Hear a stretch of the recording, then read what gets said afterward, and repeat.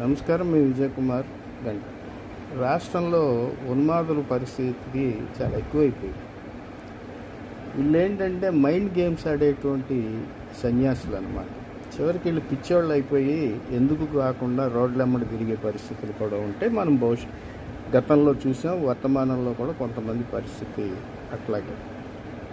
వీళ్ళేదో జర్నలిస్టులాగా పోజులు కొడుతూ కట్టుకథల్ని ప్రచారం చేస్తుంటారు. పలానా హీరోయిన్ పలానా ఓడితోటి ఎఫ్ఐఆర్ పెట్టుకుంది, లేకపోతే పలానా ఓడి భార్య ఇలాగా, పలానా ఓడి భర్త ఇలాగా, ఇలాంటి చెత్త కబుర్లన్నీ పెడతా ఉంటారు. యువత ఏంటంటే వీటిని చూసి ఏంటో అనుకుని చూస్తూ ఉంటారు. వీళ్ళు పెట్టే టైటిల్కి లోపల ఉండేదానికి కూడా తేడా ఉంటుంది. మరిదితో సంబంధం, లేకపోతే ఇంకొకటితో సంబంధం, వీళ్ళు అమ్మ కడుపున్నాడు, పనికి మళ్ళీ అన్నీ రాస్తారు. ఈ పిచ్చి వాళ్ళకి ప్రభుత్వం గుర్తించి మానసిక వైద్యం ఇప్పించాలి.